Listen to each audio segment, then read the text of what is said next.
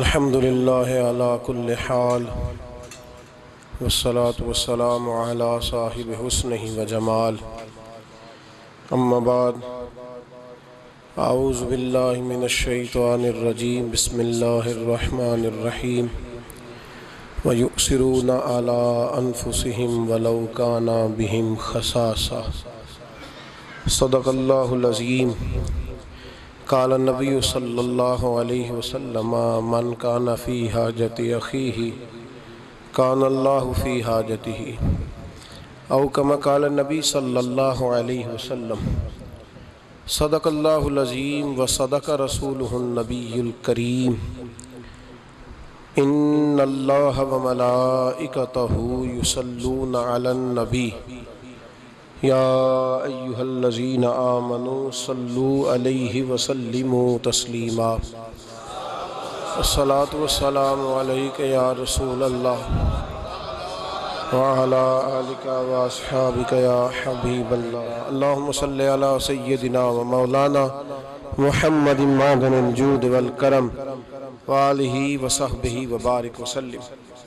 تمام تعریفیں حمد و ثنا اللہ تبارک و تعالیٰ کے لیے، ہر قسم کے درود و سلام نبی رحمت صلی اللہ تعالی علیہ وسلم کی ذات والا صفات کے لیے حمد و صلات کے بعد اسلام اعلیٰ اخلاقی قدروں کا حکم دیتا ہے۔ دنیا کے اندر جتنے بھی لوگ موجود ہیں، کسی بھی مذہب سے تعلق رکھتے ہیں تو کچھ نہ کچھ اخلاق کی بات کرتے ہیں، کچھ نہ کچھ اخلاق کی، کچھ نہ کچھ کردار کی بات کرتے ہیں، لیکن اسلام اعلیٰ اخلاق کی بات کرتا ہے، یعنی ایسے چھوٹا موٹا نہیں۔ ٹھیک ہے تھوڑا بہت آپ نے کسی کے ساتھ کوئی خیر کا کام کر دیا، کبھی وہ آیا تھا جی میں نے تھوڑی بہت خدمت کر دی، تو یہ تو ساری دنیا کرتی ہے، تو ہلکا پھلکا نہیں۔ اسلام تو حضور صلی اللہ تعالی علیہ وسلم نے فرمایا میں اخلاق کی جو بلند ترین معیار تھا نا اس کی بھی تکمیل کرنے کے لیے دنیا میں آیا ہوں۔ نہیں چھوٹا موٹا تو اخلاق عام سب لوگوں میں ہوتا ہے، مطلب کسی کے آنے کے اوپر کھڑے ہو جانا، کسی کو پانی پیش کر دینا، کسی شخص مہمان گھر آیا تو خندہ پیشانی سے ملنا، تو یہ تو آپ کو پتہ ہے روٹین میں بھی لوگ کرتے ہیں۔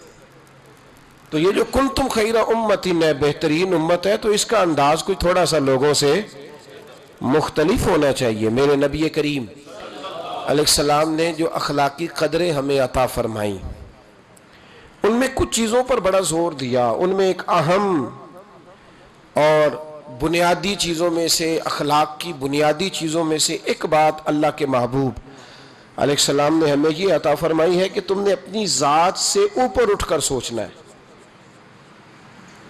خود غرضی کی زندگی نہیں گزارنی۔ میرا گھر، میرے بچے، میری عزت، میں تھوڑی دیر کے بعد پھر میں، اور شام کو پھر دوبارہ میں، میری سنی نہیں گئی، میری مانی نہیں گئی، مجھ سے پوچھا نہیں گیا، میں خدمت گزار، میں فلاں، اس سے نکلیں۔ بس میرا گھر بن جائے، میرے بچے سیٹ ہو جائیں، میں ٹھیک ہو جاؤں، بھائی بھی جائے، بہن بھی جائے، پڑوسی بھی جائے، سب جائیں، میرا معاملہ بالکل مضبوط ہو جائے، مجھے کسی سے کیا لگے۔ یہ چھوٹی سی سوچ ہے، خود غرضی کی، خود غرضی کی سوچ ہے، یعنی اپنی ذات کے۔ میرے رسول کریم علیہ السلام نے کیا خوبصورت بات ارشاد فرمائی، فرمایا من کان فی حاجت اخیہ کان اللہ فی حاجتہ۔ فرمایا جو اپنے بھائی کی ضرورت پوری کرنے میں لگ جائے گا نا، اللہ اس کی ضرورتیں پوری فرما دے گا۔ بہت موٹی سی بات ہے کہ تو اپنی سوچ تھوڑی کھلی کرنا یار، وسیع تھوڑا سا ذہن بنا۔ یہ حماقت ہے کہ انسان اس چکر میں الجھ جائے، اپنے آپ کو تھوڑا سا اخلاق کے بلند معیار پر لانے کی کوشش کریں، کسی کے لیے کوئی چیز قربان کریں۔ قرآن مجید کی جو آیت سورہ حشر کی آیت نمبر 9 کا کچھ حصہ میں نے پڑھا ہے، اللہ کریم نے صحابہ کی تعریف کی، فرمایا وَيُؤْثِرُونَ عَلَىٰ أَنفُسِهِمْ، وہ دوسروں کے لیے قربانی دے دیتے ہیں، احصار کر دیتے ہیں، چیزیں دوسروں کو دے دیتے ہیں، اور لفظ یہ ہے وَلَوْ كَانَ بِهِمْ خَصَاصَةٌ، اگرچہ انہیں خود اس چیز کی بڑی زیادہ ضرورت بھی کیوں نہ ہو. یعنی ایسا نہیں ہے کہ 1 لاکھ ہے تو اس میں سے 10,000 دے دیتے ہیں، بلکہ 1 لاکھ ہے اور اس کی ضرورت بھی ہے، سویرے کسی کو دینا ہے. وَلَوْ كَانَ بِهِمْ خَصَاصَةٌ، انہیں حاجت ہے شدید. لیکن جب ان کے بھائی نے آ کے سوال کیا ہے تو انہوں نے اپنی حاجت نہیں دیکھی، اپنے بھائی کی ضرورت دیکھی ہے. یہ وہ اخلاق ہے جو قرآن پاک نے بیان فرمایا. یہاں ہم لوگ ایک تاجر تو ہمارے خیر ایک بڑا غلط جملہ بولتے ہیں، میں تو ممبر پہ بیٹھ کے پورا جملہ بھی نہیں بول سکتا. ہمارے نوجوانوں کے اندر وہ جملہ عام ہوتا جا رہا ہے کہ میں تو گدھے کے لیے، میں تو کام کے لیے گدھے سے بھی دوستی کر لیتا ہوں. جو لفظ کہے جاتے ہیں وہ میں نہیں کہہ رہا. آپ کو سمجھ تو آ رہی ہے نا جی؟ یہ جملہ بولا جاتا ہے. یہ تو بڑے چھوٹے لوگ بات کرتے ہیں نا بھائی، بڑے چھوٹے لوگوں. یہ کیا معیار ہوا کہ کام پڑ جائے تو گدھے سے بھی دوستی؟ میں پھر محتاط بات کر رہا ہوں، حالانکہ لوگ اس سے تھوڑا سا کرتے ہیں نا جی آگے بڑھ کے بات کہ میں کام پڑے تو میں نہیں. بھائی ہم نہیں گدھے سے دوستی کرتے. ہمیں تو جب کام بھی پڑے گا تو ہم پھر بھی کسی بندے سے جرانہ لگائیں گے. یہ کیا بات ہوئی کہ کچی باتیں کرنا چھوٹی. میں نے پہلے بھی آپ کو بتایا تھا کہ ایک دفعہ لوگوں نے مجبور کر کے نا تو علامہ اقبال کو الیکشن پہ کھڑا کر دیا. الیکشن لڑنا کوئی اتنی بری بات نہیں ہے. سیاست کا معنی تدبیر کرنا ہے، اور نبی پاک کا صحیح بخاری میں فرمان ہے کہ بنی اسرائیل کی سیاست ان کے نبی کرتے تھے. اب تو چونکہ لفظ میلہ بڑا ہو گیا نا تو لوگ جو ہیں وہ اس سے بچتے ہیں. جملہ اب غلط نہیں تھا، یہ بڑا خوب جملہ تھا. تو حضرت علامہ اقبال، میں لوگ کہتے ہیں میں اقبال کا فین ہوں، تو میں اقبال کا فین نہیں ہوں بھائی، میں تو ان کا عقیدت مند ہوں. فین تو بدلتے رہتے ہیں نا، تو عقیدتیں ذرا پکی ہوتی ہیں. میں اس کا عقیدت مند ہوں، اور لوگوں سے سن کے نہیں، میں اقبال کو پڑھ کے ان کا عقیدت مند ہوں. اور بس یہ میرا ذہن ہے کہ اقبال بڑا ہی اپدیشک ہے. یہ تو دل باتوں میں بھی مو لیتا ہے. کیا بات ہے اس شخص کی. تو یہ لاہور میں نا لوگوں نے مجبور کیا کہ آپ کہتے ہیں پاکستان بننا ہے تو پھر مسلم لیگ کے الیکشن پہ ٹکٹ پہ آپ الیکشن لڑے. اب ہر بات یہ ہمیں وضاحت کرنی پڑتی ہے، یہ والی مسلم لیگ نہیں جو اس وقت مسلم لیگ تھی. اب یہاں کوئی جملہ کہہ دے تو پکڑا جاتا ہے نا فٹافٹ. تو وہ والی مسلم لیگ جس کا مقابلہ کانگریس کے تھا ہندوؤں کے ساتھ تھا، تو الیکشن لڑے. مولانا محمد بخش مسلم رحمۃ اللہ علیہ لکھتے ہیں کہ اقبال نے نا لاہور کے ایک حلقے سے کاغذات جمع کرائے تو کانگریس والوں نے اقبال کے، کوئی بھی برادری چھوٹی نہیں ہوتی پر ہندو اپنی برادری میں جس کو چوڑا کہتے تھے نا، اس کو اقبال کے مقابلے میں الیکشن پہ کھڑا کر دیا. اقبال نے آج کاغذ جمع کرائے تو اگلے دن وہ بندہ جمع کرا کے آئے تو تیسرے دن علامہ اقبال کاغذ واپس لے آئے. کہا یہ کیا بات ہوئی؟ تو کہنے لگے یار دشمن بھی تو کوئی پائے کا ہونا چاہیے نا. اب مطلب کس سے مقابلہ کروں؟ اس بندے کے ساتھ الیکشن لڑوں؟ میرا کوئی معیار تو نہیں نا کہ میں اس کے مقابلے میں الیکشن لڑوں. لوگوں نے بڑا مجبور کیا کہ اقبال وہ ہندو پراپوگنڈا کر رہے ہیں، کانگریس شور کر رہی ہے. کہ اقبال ڈر گیا، کہنے لگا جی میں بالکل ڈر گیا ہوں. مطلب بندہ بھی تو کوئی کام کا ہونا چاہیے نا، دشمن بھی تو کوئی چج کا ہونا کہ بندہ اس کا مقابلہ کرے. یہ ہمارے کئی سنگی لے آتے کہتے ہیں یہ کلپ سنیں جی فلانا بندہ اعتراض کر رہا ہے فلاں دین کی بات پر. تو میں نے کہا ہر ایک کا ہم جواب دیں گے، ہر ایک کا کوئی بندہ معیاری ہو نا، کوئی ٹھوس بات کرے، کوئی دلیل ہو، اس کا جواب دیں گے. اس کا جواب دے کے تو اسے اہم کرنے والی بات ہے کہ تو اہم ہو جائے گا اگر اس کا جواب دیا. تو ہم اسے اہم نہیں کرنا چاہتے، معیاری ہونا چاہیے انسان کو. اتنی کمزور. وہ محمود غزنوی کے زمانے میں نا ایک چھوٹے سے آدمی نے اٹھ کے، جس کے ایک چھوٹی سی ریاست کا وہ سربراہ تھا، تو اس نے اٹھ کے کہا کہ میں نے محمود غزنوی سے لڑائی کرنی ہے. تو محمود کا نا ایک وزیر پیغام لے کے آیا کہ وہ فلاں چھوٹی سی ریاست ہے ہندوؤں کی، وہ کہتا ہے محمود غزنوی سے جنگ کرنی ہے. سمجھ آ رہی ہے نا میری بات کی آپ حضرت؟ تو وہ آپ تیاری کر لیں. تو محمود کہنے لگا میرا دل کرتا ہے کہ تجھے باندھ کے نا اندر تو کوڑے ماروں. اب میں اس پاگل سے جنگ کروں گا؟ محمود کا مقابلہ کرنا ہے تو ہندو کو تگڑا بندہ لے کے آئے، کوئی معیاری آدمی لائے، معیاری، اس کا کوئی معیار ہو، کوئی سٹیٹس ہو. یعنی اتنی چھوٹی بات کرنا کہ میں تو دوستی کر لیتا ہوں گدھے سے بھی مجھے کام پڑ جائے. گدھے نے گدھا ہی رہنا ہے، گدھے سے جس کو کام پڑے اب اس کو کیا کہا جائے. تو اتنا مطلب کچا. اور یہ بڑے بڑے سیانے تاجروں میں جملہ بولا جاتا ہے اور بچوں کو پڑھایا جاتا ہے کہ کام نکالو اپنا. بھائی ہم نہیں اپنا کام نکالیں گے، معیار قائم رکھیں گے. معیار اصل ہے. آپ کبھی بھی اونچے معیار کی بات کریں، چھوٹی بات کبھی بھی نہ کریں۔ قربانی جو ہوتی ہے نا، اثار، یہ آدمی کا قد بڑا کرتا ہے۔ امام غزالی رحمۃ اللہ علیہ فرماتے ہیں جس بندے کا رونے کا پروگرام بن جاتا ہے نا، ساری زندگی اور روتا ہی رہتا ہے، کیونکہ حضور علیہ السلام نے فرمایا کہ اللہ بندے کے گمان کے قریب ہوتا ہے۔ تو فرمایا جس کا ارادہ بن جائے نا، یا اللہ مجھے دے، میں تیری مخلوق میں بانٹوں گا، تو اللہ اسے اتنا دیتا ہے کہ اسے بانٹنے والا بنا دیتا ہے۔ تھوڑا معیار تو بلند کرے نا سوچ کا تھوڑا معیار۔ ایک بات آپ سے عرض کرنی ہے، تھوڑی بزرگ کچھ چیزیں سمجھاتے ہیں نا جی، تو کئی دفعہ وہ باتیں سمجھنی پڑتی ہیں۔ ایک درویش کے پاس کچھ دنیا دار آ گئے، دو بندے آ کے کہنے لگے بابا جی یہ جو آپ درویش لوگ، علماء، صوفیاء اعتراض کرتے ہیں کہ دنیا دار بڑے غلط ہیں، تو کیا ہمارے اندر کیا غلطی ہے؟ آپ ہمیں حکم کریں، ہم ایک دوسرے سے پیار کرتے ہیں، تو آپ ہر وقت تنقید کرتے ہیں کہ دنیا دار ٹھیک نہیں ہوتا، مال کا حریص ٹھیک نہیں ہوتا، لالچی ٹھیک نہیں ہوتا۔ آپ بتائیں کیا مسئلہ ہے؟ درویش بھی تو دنیا داری کرتے ہیں نا، روٹی کھاتے ہیں، اچھے کپڑے پہنتے ہیں، تو ہم کرتے ہیں تو دنیا دار، اور تم کرو تو۔ سمجھ آ رہی ہے کہ نہیں آپ حضرات کو؟ اللہ تعالیٰ آپ کو جزائے خیر عطا فرمائے۔ ادھر دیکھیں ذرا، زیادہ غور کریں میری بات۔ تنقید کی، دو تاجر دنیا دار آئے، تنقید کری، کہا جناب یہ کیا بات ہوئی کہ آپ بھی روٹی کھاتے ہیں، ہم بھی کھاتے ہیں، آپ بھی کپڑے پہنتے ہیں، ہم بھی پہنتے ہیں، تو ہم کریں تو دنیا دار اور آپ کریں تو دیندار۔ تو حضرت صاحب فرمانے لگے چلو تجربہ نہ کرا دیں تھوڑا سا؟ میں نے کہا جناب کرا دو۔ یہ کچھ زیادہ سیانے بندوں کو جب تک تجربہ نہ ہو تو انہیں بات سمجھ میں بھی نہیں آتی، گفتگو سے نہیں سمجھتے، تجربات سے سمجھتے ہیں۔ پر میں تجربہ کرا دے کہ حضور کرا دے، تو حضرت صاحب نے نا ان کے ہاتھ باندھ دیے یہاں سے، لکڑی کے ساتھ نہیں، بازو ٹوٹ جائے تو باندھا کرتے ہیں، تو یہ جوڑ باندھ دیا۔ آپ کو پتہ ہے کھانا کھانے کے لیے یہ جوڑ نہ ہو تو روٹی کھائی نہیں جا سکتی۔ اللہ تبارک و تعالیٰ نے انسان کی سہولت کے لیے اسے بڑا ہی خوبصورت پیدا فرمایا ہے۔ تو یہاں نا باندھ دی پھٹیاں ان کو، دونوں دنیا داروں کو، تو فرمایا جی روٹی کھائیں، آپ کا امتحان ہونے لگا ہے۔ میں کہا یہ کون سا مسئلہ ہے؟ یوں کر کے سالن کے ساتھ لگاتے اور یوں اوپر کر کے نا منہ میں پھینکتے روٹی تو کھا لی پر کپڑے سارے بھر گئے، منہ بھی بھر گیا۔ حضرت فرمانے لگے جاؤ اندر سے دو درویشوں کو بھی بلاؤ۔ ان دو درویشوں کو بھی بلایا جو تربیت لینے آتے تھے، سالک تھے، حضرت ان کی تربیت فرما رہے تھے، ان کو بلایا۔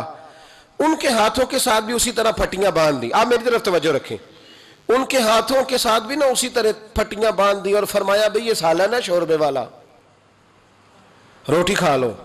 انہوں نے کہا حضور کھا لیتے ہیں۔ فرمایا بندے ہاتھوں سے کھانی ہے۔ کہا حضور کوئی مسئلہ ہی نہیں۔ دو بندے جب سامنے بٹھائے نا، وہ درویش تھے، انہوں نے کیا کیا کہ ایک دوسرے کے منہ میں لقمے ڈالنے شروع کر دیے۔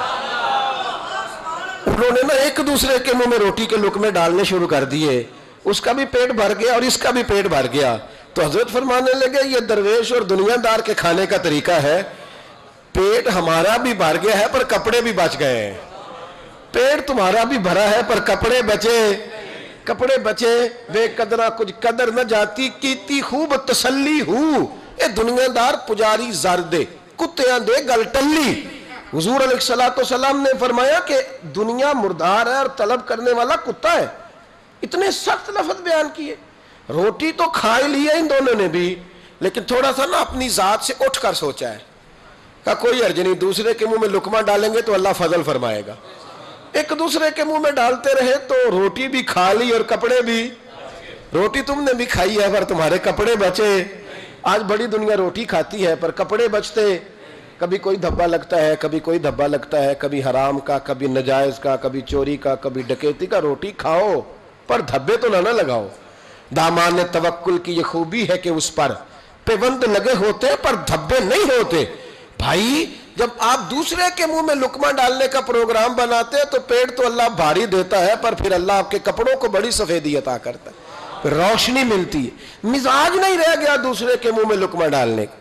اب تو ایسی ہوا چلی ہے کہ ہر شخص سوچتا ہے تمام شہر جلے، بس ایک میرا گھر نہ جلے، تمام شہر جلے، ادھر والے بھی مر جائیں ادھر والے بھی، اور سویرے سارے شہر پہ میرا ہی قبضہ ہو جائے۔ تو پھر تو کیا کرے گا؟ تو نے مرنا نہیں، تو نے بھی تو آخر مرنا ہے نا صاحب۔ یاد رکھیں تھوڑا اثار، تھوڑی قربانی۔ امام غزالی نے لکھا ہے کہ سیدہ عائشہ صدیقہ رضی اللہ تعالیٰ عنہ سے لوگوں نے کہا کہ اماں جی سمجھ نہیں آئی کہ کائنات کے مالک و مختار کے گھر میں بھی مہینہ مہینہ چولہا نہیں جلتا تھا۔ حضور کے صحابہ تو ایک اشارے پر سارا مال لے کے پہنچ جاتے تھے اور مہینہ مہینہ چولہا نہیں جلا، کھجور پانی پہ گزارا۔ جناب عائشہ فرمانے لگی یہ مسئلہ نہیں تھا کہ آتا کچھ نہیں تھا، مسئلہ یہ تھا کہ جو آتا تھا نا شام سے پہلے پہلے میرے نبی کریم بانٹ دیا کرتے۔ ہمارے احسار کرنے کی وجہ سے غربت تھی، احسار کی وجہ سے، قربانی دینے کی وجہ سے، دوسروں کا بھلا سوچنے کی وجہ سے، دوسروں کا معیار۔ حضرت خواجہ نظام الدین محبوب الہی رحمۃ اللہ تعالیٰ علیہ کے مریدوں میں نا بہت بڑا نام ہے حضرت امیر خسرو کا، سنا آپ نے ماشاءاللہ؟ چلو اللہ کرے، دعا دیتا ہوں اللہ کرے آپ درویشوں کے نام یاد رکھنے شروع کریں، آمین تو کہہ دیں۔ آپ کہتے ہیں سنا ہی نہیں، ہاں ہی نہیں کرتے، اللہ جانتا ہے۔ نام سنا ہے نا حضرت امیر خسرو کا؟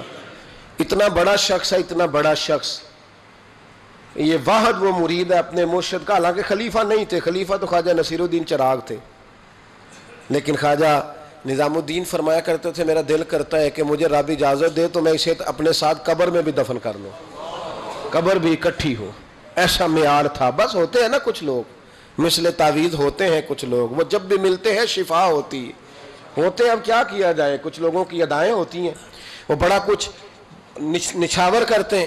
حضرت امیر خسرو رحمۃ اللہ تعالیٰ علیہ بڑا قرب تھا حضرت کا، بڑا قرب تھا، بادشاہ کے وزیر تھے پر ڈیوٹی پوری کرتے تھے۔ تو جب لوگ آ کے کہتے نا کہ کوئی کام ہے حضرت صاحب سے تو آپ ذرا سفارش کر دیں، تو فرماتے میری اتنی اوقات ہے،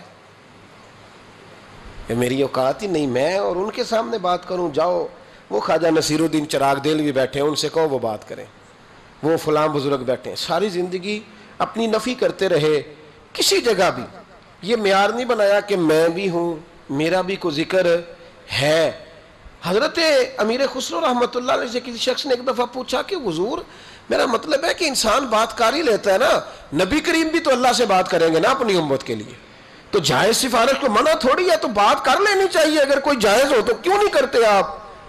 تو حضرت امیر خسرو فرمانے لگے کہ بات کرنا نا یہ خود پسندی ہے، یہ معیار ہے کہ میرا کوئی سٹیٹس ہے، تو میں چاہتا ہوں کہ میں یہاں سٹیٹس بھی دوسروں کا بناؤں، اپنا نہ بناؤں۔ میرا دل کرتا ہے کہ نصیر الدین چراغ دہلوی آگے لگ جائیں، میرا دل کرتا ہے کہ وہ فلانا درویش آگے، میرا دل کرتا ہے۔ جب یہ بات خواجہ نظام الدین صاحب تک پہنچی تو فرمایا اب تمہیں سمجھ آئی ہے، جو دوسروں کا معیار بناتے رہتے ہیں ان کا معیار خود بخود بن جایا کرتا ہے، جو دوسروں کا قد اونچا کرتے رہتے ہیں ان کا قد اللہ خود بخود اونچا کرتا ہے۔ میرے بھائی تھوڑا سا نا اٹھ کے سوچیں، ذات سے اٹھ کے سوچیں، مطلب جس کو اللہ دولت دے دے اس کے بارے میں ہمارا رویہ یہ ہے کہ کوئی بینک لوٹا اس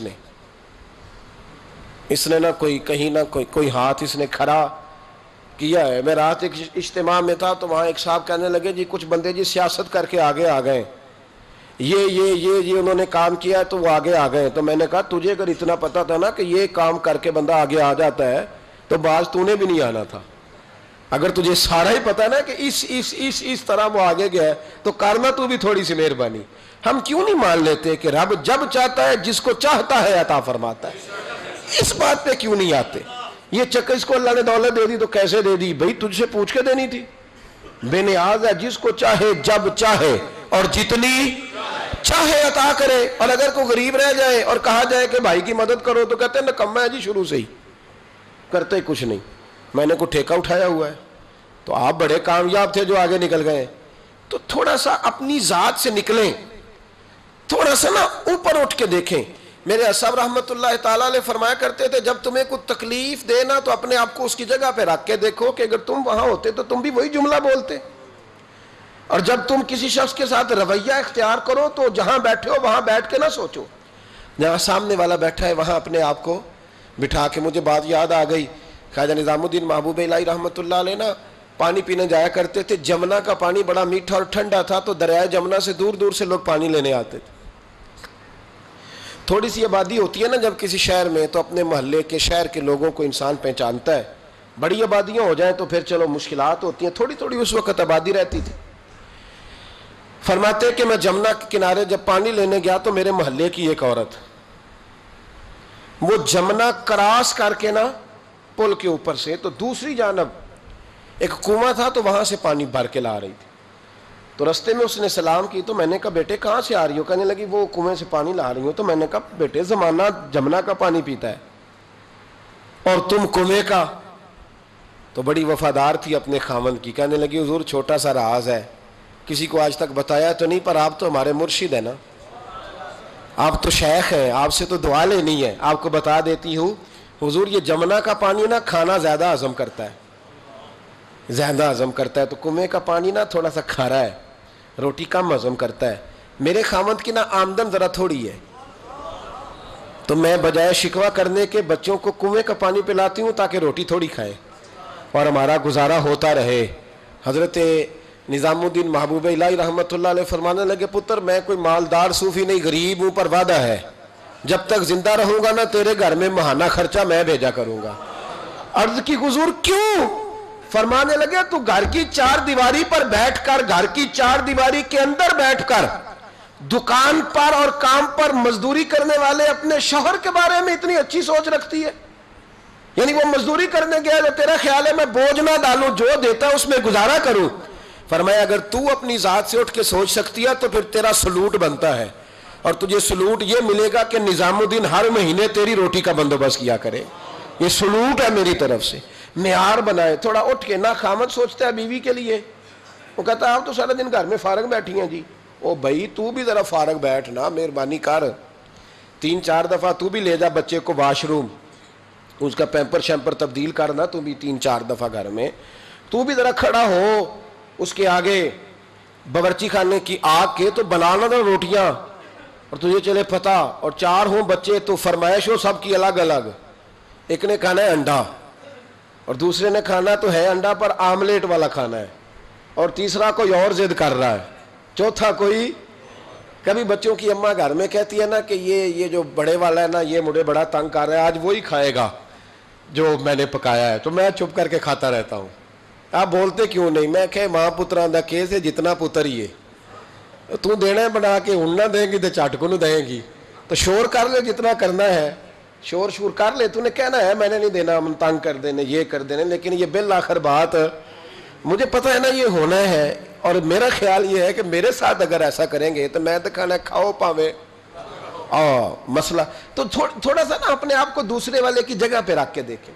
اسی طرح سے خاتون کہتی ہے کہ جی آپ تو بس چلے جاتے ہیں, آپ کو پتا یہ کتنی ٹینشن ہے. تو بھائی عورتوں کو اپنی ذات سے اٹھ کر سوچنا چاہیے کہ جو باہر کے مسائل ہیں نا, ایک دکاندار کے پاس ایک دن مجھے 30 منٹ بیٹھنا پڑ گیا, کسی کا انتظار تھا, کسی جگہ تھا, تو 30 منٹ میں نا 3-4 لوگ صرف آئے, 3-4 لوگ. تو میں نے اٹھتے وقت دکاندار کو تھپکی دی, میں نے کہا میاں تیرا ہی حوصلہ ہے, ہر بندہ الگ بات کرتا ہے, الگ داستان سناتا ہے, وہ فلانا اتنے کی دے رہا تھا, فلاں یہ کر رہا تھا. تو میں نے کہا میاں یہ تیرا ہی کام ہے, اور جس کا کام اسی کو. تو تھوڑا سا نا اپنی ذات سے تھوڑا اٹھ کے, تھوڑا سا نا معیار. ایک سنگی مجھے ایک دن کہنے لگا ماشاءاللہ بڑے سفر کرتے ہیں, بڑی بات ہے, کبھی کبھی ہمیں بھی ساتھ لے جائیں. تو پورے 2 دن نہیں 1.5 دن رہا ہمارے ساتھ, پورے 2 دن نہیں 1.5 دن کے بعد میں نے کہا جانا نہیں. کہتے تہاڈا ہی کام ہے, تو آپ جائیں, آپ کا کام جانے. تو بھائی یہ کوئی آسان کام ہے؟ یہ مطلب ہماری محفلوں میں نا لوگوں کو شوق ہوتا ہے اسٹیج پہ بیٹھنے کا. میرا ذاتی تجربہ ہے کہ سب سے مشکل کام اسٹیج پہ بیٹھنا ہے, سب سے مشکل. آپ کھانس بھی نہیں سکتے طریقے سے, نہیں کھانس سکتے آپ. لوگ آپ کو نوٹ کرتے ہیں کہ صاحب کھانسیں. آپ کیا سمجھتے ہیں جو ساجد حج کے اسٹیج پہ بیٹھا ہے اس کے لیے بڑا ایزی کام ہے؟ اور اب تو اور مشکل ہے, اس لیے کہ پہلے صرف آنکھیں دیکھتی ہیں, 15 کیمرے بھی دیکھتے ہیں. تو اتنا آسان نہ سمجھے, سامنے والے کی جگہ پہ میسج یہ دے رہا ہوں, پیغام یہ دے رہا ہوں, تھوڑا احسار کریں, قربانی دیں. مطلب اپنے آپ کو تھوڑا اٹھ کر سوچیں, اپنی ذات سے تھوڑا اوپر دیکھیں. سامنے والا ایک کام کر رہا ہے, وہ ایک ڈیوٹی کر رہا ہے, وہ ایک بات کر رہا ہے. میں کئی دفعہ نرم گوشہ دیتا ہوں, آپ کو پتہ ہے سخت تقریر کرتا ہوں سیاستدانوں کے بارے میں, لیکن نپے تلے جملوں میں. میں کہا کرتا ہوں کہ یار آسان کام تھوڑی ہے, 15 بندے اگر مجھ سے سوال جواب کرنے والے ہوں تو میں دیوانہ ہو جاؤں. اور ایک ایم پی اور ایک ایم این اے سے 15 ہزار بندے دوپہر میں بات کرنے والے ہوں, تو آپ اس کو آسان کام سمجھتے ہیں؟ تھوڑا سا سامنے والے کی جگہ اپنے آپ کو رکھے, پھر تھوڑا معیار بنائے زندگی کا. میرے رسول کریم علیہ السلام کے غلاموں کا مزاج یہ تھا کہ وہ دوسروں کے بارے میں سوچتے تھے. ان کے نظریات یہ تھے کہ وہ دوسروں کو آسانی دینا چاہتے تھے. ہمارے ملک میں نا 1947 میں مہاجر آئے تھے ہجرت کر کے انڈیا سے. آج تک ہے نا مہاجر.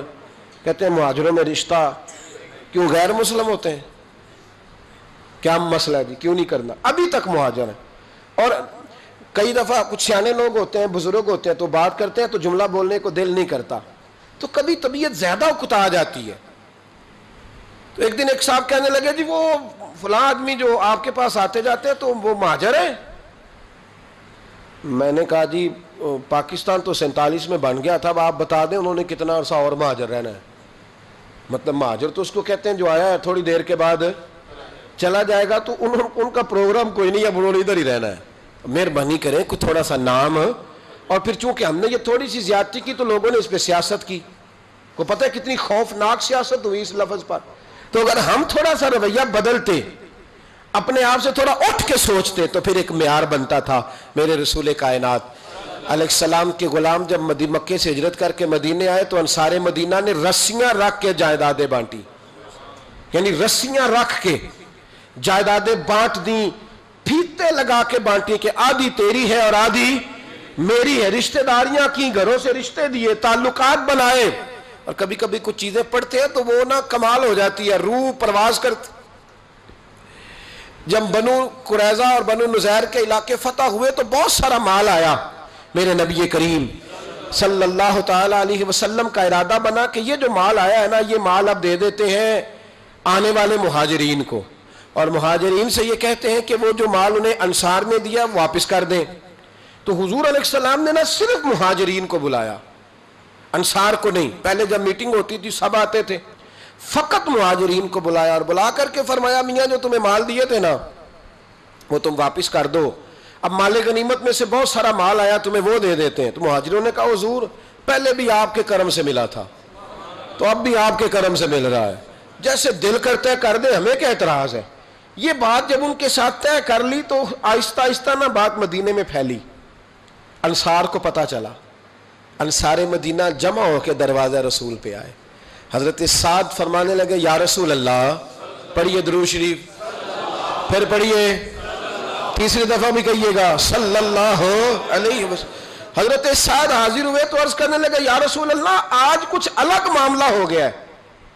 سعد آئے، مہاجرین انصار سارے، تو حضرت سعد ان میں سے بولے یا رسول اللہ آج عجیب معاملہ ہوا ہے. حضور نے فرمایا کیا ہوا؟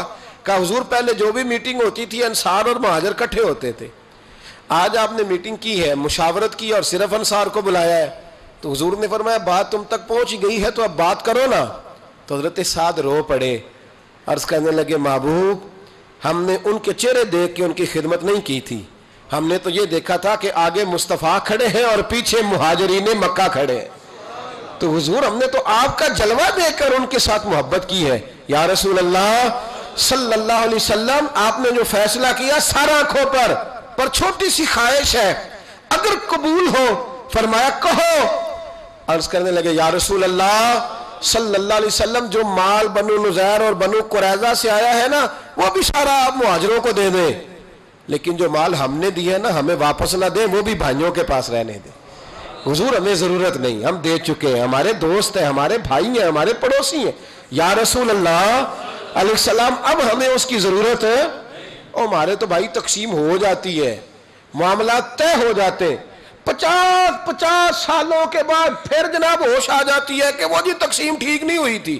خدا کا خوف کرو، تقسیم تو ہو چکی ہے کہ چھوٹی سی قبر میں جانا ہے، معاملہ تو طے ہو چکا ہے. یعنی 50 سالوں کے بعد پھر سے کیس لوگ کر دیتے ہیں، پھر سے تکلیف دیتے ہیں، تکلیف میں رہتے ہیں، اذیت دیتے ہیں، کہانیاں بنتی ہیں، غیبتیں ہوتی ہیں. چھوٹے سے مال کے لیے تھوڑا سا نکلے اپنے آپ سے، تھوڑا اپنے قد سے اونچا ہو کر سوچنے کا معیار بنائیں، بڑی سوچ پیدا کریں، بڑی سوچ.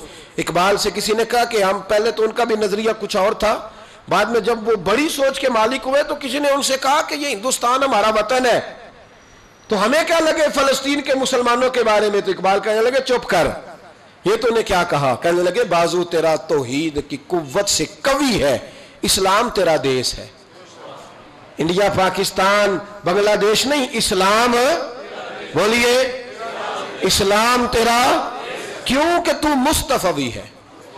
اس لیے کہ تو نبی پاک والا ہے، بازو تیرا توحید کی قوت سے قوی ہے، اسلام تیرا دیس ہے، تو مصطفی بھی ہے، تو حضور والا ہے، لہذا تو چھوٹی بات کرتا ہے۔ اپنے قد سے اونچا اٹھ کے پھر بڑا مزہ آتا ہے، پھر زندگی جینے کا ذائقہ نصیب ہوتا ہے۔ یہ جو درویش تھے نا، درویش اللہ والے، جتنوں کی زندگی میں نے اب تک پڑھی ہے، اتنے مخلص ہو کر دین کا کام کرنے والوں کو میں نے دیکھا ہے نا، ان کی ذاتی زندگی پریشانیوں میں گزرتی،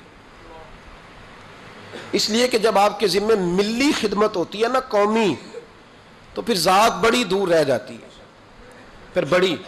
ہمارے لوگ ایک لفظ بولتے ہیں کہ فلاں آدمی اب پبلک پراپرٹی بن گیا ہے، وہ تو اب قوم کا آدمی ہے۔ ملی زندگی تھوڑی مشکل، اور ہمارے بزرگوں نے ایسی ایسی قربانیاں دی ہیں، ایسی ایسی قربانیاں، دین کے چمن میں بہار ہے نا آج، ایسی ایسی قربانیاں ہیں کہ کبھی ہم وہ چیزیں دیکھتے ہیں نا تو سوچتے ہیں کہ یار یہ انسان تھے یا زمین پہ چلنے والے فرشتے تھے۔ اس طرح بھی کو کرتا ہے۔ شیخ شرف الدین رحمت اللہ علیہ درویش تھے دلی کے، بہت سارے لوگ مرید تھے، ایک بڑا خدمت گزار مرید تھا، مزدوری کرتا تھا، غریب تھا، تو 6 بیٹیاں تھیں اس کی۔ حضرت صاحب کے پاس روز آ کے کہتا حضور بچیوں کے لیے دعا کرے، اللہ کوئی اسباب پیدا کر دے، ایک بچی کی شادی کا خرچہ 1000 دینار ہے اور میں غریب ہوں۔ حضرت صاحب دعا کر دیتے۔ خانقاہ شریف کے تھوڑے ہی فاصلے پر حضرت جہاں بیٹھ کے مریدوں کی تربیت کرتے تھے، اس سے تھوڑا ہی فاصلے پر نا ایک عیسائی رہتا تھا، بڑا مالدار تھا، بڑی سارے اونٹ، گائیں، بھیڑ، بکریاں رکھی ہوئی تھی، اور حضرت شرف الدین رحمت اللہ علیہ کی بڑی مخالفت کرتا تھا۔ اور یہ جو آپ کا غریب مرید تھا، یہ اس کا پڑوسی تھا، ایک دن بلا کے نا ان کو کہنے لگا کہ تو کدھر جا کے جو ہے وہ ٹکرے مار رہا ہے، وہاں سے کچھ نہیں ملنے والا، وہ تجھے کیا دیں گے جن کی خانقاہ خود چندے پہ چلتی ہے، مدرسہ چندے پہ چلتا ہے، مسجد چندے پہ چلتی ہے، تیری بیٹی کا معاملہ کہاں حل ہوگا؟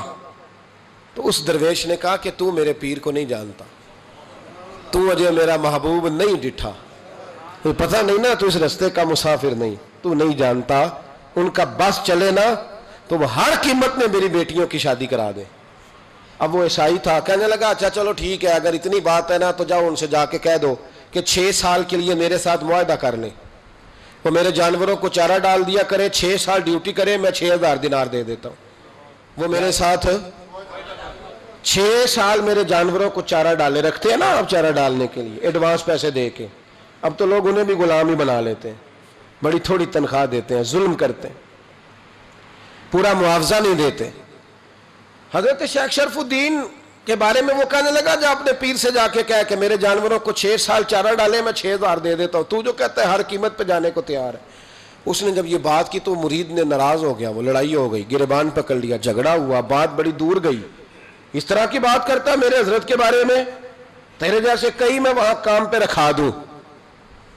جب وہ بڑی بحث ہوئی، بات محلے میں، علاقے میں پھیل گئی، دنیا نے سن لی، تو شیخ شرف الدین تک بھی پہنچ گئی۔ اس طرح جھگڑا ہوا ہے، لوگ سو گئے عشاء کی نماز کے بعد۔ حضرت صاحب نے نا سر پہ کپڑا لیا، اس عیسائی کے دروازے پہ دستک دی، وہ باہر آیا، فرمانے لگے لوگ تو سوچ سمجھ کے ملازم رکھتے ہیں، تو نے بھی تو سوچ ہی لیا ہوگا، تبھی تو مجھے آفر کی ہے، تو اپنی آفر پہ قائم ہے، واقعی مجھے رکھ لے گا اور 6000 دینار دے دے گا؟ کہنے لگا جا بابا کام کر اپنا۔ فرمایا نہیں، تو نے اتنے لوگوں میں بات کی، اتنی بحث ہوئی، تو قائم ہے؟ کہنے لگا میں تو قائم ہوں، پر آپ نے نہیں قائم رہنا۔ فرمایا میں سوچ سمجھ کے آیا ہوں۔ اس نے کہا آپ ڈیوٹی کریں گے، بھینسوں کو چارہ ڈالیں گے؟ فرمایا ایک شرط، بس جب اذان ہو جائے نا تو مجھے رب کی نماز پڑھنے کی اجازت دے دینا، باقی صبح و شام جو تو کہے گا۔ اگر اس غریب کی بیٹیاں بیائی جائیں تو مجھے اور کیا چاہیے، اس کی 6 بیٹیوں کا بوجھ ہے اس کے سر پہ، تو مجھے رکھ لے۔ اللہ اکبر۔ وہ کہنے لگا چلے پہ میرے ساتھ خط بندگی کر لیں، آج کل ہم اسٹام کرتے ہیں، اس زمانے میں خط بندگی ہوتا تھا، غلامی کا خط، قاضی شہر کے پاس، یعنی اس کا خیال تھا کہ چلو اسٹام کی بات کروں گا تو بھاگ جائیں گے۔ فرمایا چل میں تیار ہوں۔ قاضی تک گئے، طے ہو گیا، 6000 دینار دے دیے۔ حضرت نے مرید کو بلایا، فرمایا پتر یہ لے جا، جا میری بیٹیوں کو روانہ کر دے۔ کہنے لگا حضور یہ کیا کر رہے ہو آپ، کچھ سوچیں۔ فرمایا یار جب تجھے بیٹا بنا لیا تو پھر میری پوتیاں تو لگتی ہیں نا، میرا حق تو بنتا ہے نا، جا کے ڈیوٹی کر، ان کو بیاہ دے۔ بات پھیل گئی، بادشاہ بھی عقیدت مند تھا، وہ 12000 دینار لے کے پہنچا۔ کیا بتاؤں ان رب کے بندوں کا دل کیسا ہوتا ہے، کیا درد ہوتا ہے، کیا رنگ۔ 12,000 دینار لے کے بادشاہ آیا اور آ کے حضرت کو پیش کیے کہ حضور آپ دیں اس عیسائی کو ڈبل دیں اور جائیں کام کریں۔ آپ فرمانے لگے تو پیسے دے، شرطیں نہ لگا، میرا جہاں دل کرے گا میں خرچ کروں گا، مجھے تو مزہ ہی اب آنے لگا ہے، ابھی تو لطف آ رہا ہے، ابھی تو ذائقہ آیا ہے کچھ کرنے کا، پیسے دینے ہیں تو دے، پابندی نہ لگا، جہاں میرا دل کرے گا میں۔ اس نے کہا حضور ٹھیک ہے رکھ لیں۔ حضرت نے فجر مسجد میں پڑھی، جیب میں 12,000 دینار تھے، اعلان فرمایا بھی کسی اور کی بیٹی بھی بیٹھی ہے تو پیسے میرے پاس ہیں۔ وہ 12,000 دینار بھی بانٹ دیا، اور 12,000 دینار بانٹ کے نہ تو پھر چلے گئے کھیت میں چارہ کاٹنے۔ اس عیسائی کو کسی نے بتلایا کہ ان کے پاس تو 12,000 آیا ہے پر تجھ سے جان نہیں چھڑائی انہوں نے، کہ وعدہ یہ ہوا تھا کہ 6 دیں گے تو جائیں گے، جب تک دیں گے نہیں تیرے گھر میں کام کریں گے۔ وہ نہ چارہ کاٹ رہے تھے، حضرت صاحب تو وہاں پہنچ گیا، دور جا کے کھڑا ہو گیا، کہنے لگا بابا پہلے تو میں نے مسلمانوں کے اخلاق سنے تھے، اب تو میں نے دیکھ بھی لیے، پر یہ بتا جب 12,000 آیا تھا جان کیوں نہیں چھڑائی؟ تو حضرت چارہ کاٹتے کاٹتے رو پڑے، فرمانے لگے تو نہیں نہ جانتا یہ بیٹیاں سانجھی ہوتی ہیں، پتہ نہیں نا، میرے رسول پاک نے تو حاتم تائی کی بیٹی کے سر پہ کپڑا رکھ کے کہا تھا بیٹیاں برابر ہوتی ہیں، تو یہ نہیں پتا جب اس کی 6 بیٹیوں کی شادی ہوئی ہے میرے اندر روحانیت کتنی بڑی ہے۔ فرمایا پھر 12,000 آیا ہے تو 2-4 بچیاں پھر گئی ہیں، تو یہ نہیں پتا میں اندر سے راضی کتنا ہوں، میں تیری نوکری کرتا رہوں گا، پتہ نہیں اللہ کتنی بیٹیوں کو بیاہ دے گا۔ اتنا رویا، وہ عیسائی کے پیروں میں بیٹھ گیا، کہنے لگا بابا میں نے تیری مخالفت کی ہے پر تیرے قریب آ کے پتہ چلا ہے کہ تو بہت اونچے اخلاق کا مالک ہے، اور اگر تیرا یہ مقام ہے تو تجھے اخلاق سکھانے والے محمد عربی کی شان کتنی ہوگی، رسول اللہ کا انداز۔ تو اس طرح کر مجھے کلمہ پڑھا، تو مجھے کلمہ پڑھا، کہا بابا پہلے تو میرے جانوروں کو چارہ ڈالتا تھا، اب جتنے لوگ تیری خانقاہ میں آئیں گے نا میں ان کے جوتے سیدھے کیا کروں گا، میں نوکری کروں گا، میں ڈیو۔ اور ہمارے بزرگوں نے نا اونچا اٹھ کے، اونچا دیکھیں نا حضرت عمر فاروق رضی اللہ تعالی عنہ، وجہ کس کا نام ہے؟ اپنے تکبر میں رہنا، اپنی انا کے بت میں بند رہنے کا نام روب اور دبدبا ہے۔ حضرت عمر رات کو گلی سے گزر رہے تو مدینے کے بالکل اینڈ پہ ایک شخص کو دیکھا، اس نے خیمہ لگایا ہے اور اندر کسی عورت کے ہائے ہائے کرنے کی آواز۔ عمر دوڑے گئے، کیا بات ہے؟ کہنے لگا بڑی دور سے امیر المومنین کو ملنے آیا اور رات ہو گئی تھی تو یہاں بیٹھ گیا ہوں، سویرے جاؤں گا، معاملہ کیا ہے؟ ہائے ہائے کیا ہے؟ کہنے لگا میری بیوی کے پیٹ میں بچہ ہے، شاید ولادت کا وقت آ گیا ہے۔ جناب عمر رضی اللہ تعالیٰ عنہ کہنے لگے روتے کیا حضور پردیس ہے، اس کے پاس عورت کوئی نہیں۔ حضرت عمر کے چہرے پہ نقاب ہے، دوڑے گئے اپنے گھر کے دروازے پر کھڑے ہو کے اپنی زوجہ حضرت ام کلثوم کو کہنے لگے ام کلثوم یہ خاتون اول ہے، یہ صرف ادھر نہیں جائے گی ساتھ کہ اب انٹرنیشنل دورہ ہے، ورلڈ ٹور ہے تو ساتھ جائے گی، کہا خاتون اول ام کلثوم۔ جی حضور۔ فرمایا کوئی نیکی کمانے کا پروگرام ہے؟ تو کہا جناب میرا ہر وقت ہی پروگرام ہوتا ہے، آپ حکم کریں۔ کہنے لگے ولادت کے وقت عورت کو جن چیزوں کی ضرورت ہوتی ہے ذرا ساتھ لے لو، چنے لے لیے، گڑ لے لیا، گھی لے لیا، پتیلی لے لی، گلاس لے لیا، برتن لے لیے۔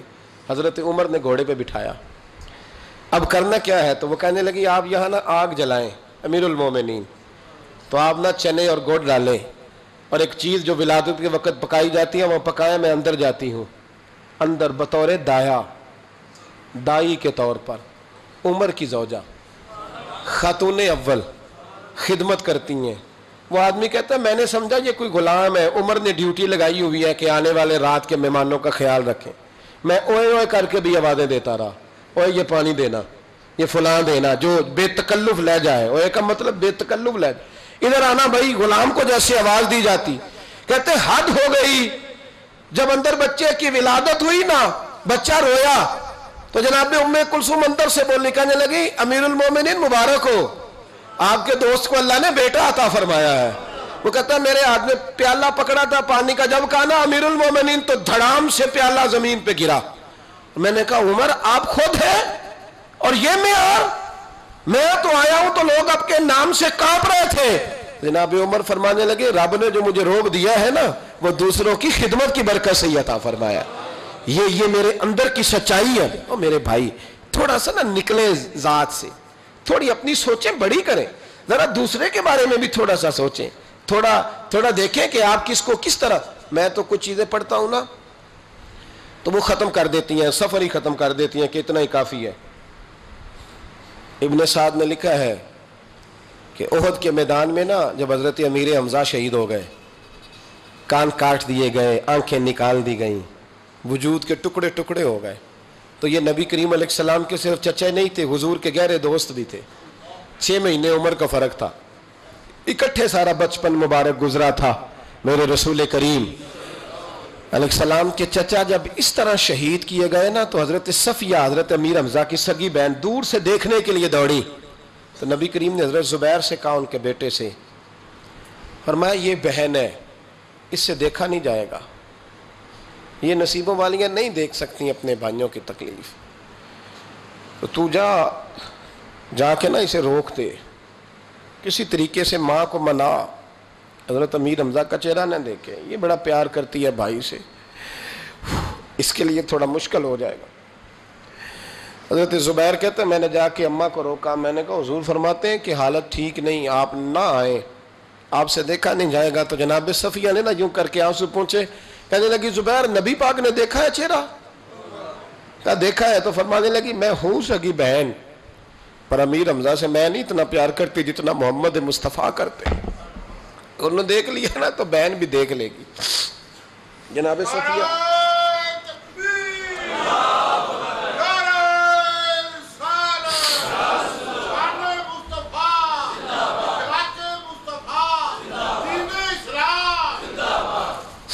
حضرت جناب صفیہ رضی اللہ تعالیٰ عنہ قریب آئیں، چہرہ دیکھا، کھول کے روئیں. بڑی غربت تھی اسلام پر، بڑی غربت تھی.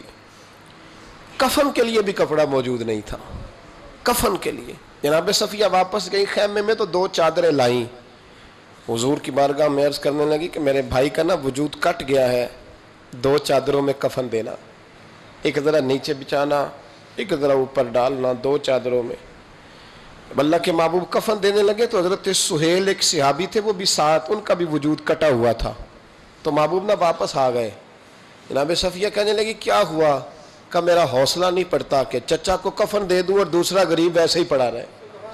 یہاں نفسا نفسی پڑی نہیں، کون اٹھ کے سوچتا اتنا ذات سے اوپر کہ چچا کو کفن دے دوں اور وہ پڑا رہے. حضرت صفیہ کہنے لگی اجازت ہے، ایک چادر ان کو دے دیں، ایک میرے بھائی کو دے دیں. نبی کریم علیہ السلام نے چادریں کھولی تو ایک لمبی تھی، ایک چھوٹی تھی. کہ صفیہ اب میں کیا کروں؟ یعنی وہاں جب میت پڑی ہے، جنازہ پڑا ہے، شہادت ہو گئی ہے، وہاں بھی قربانی کا یہ جذبہ، اب میں کیا کروں؟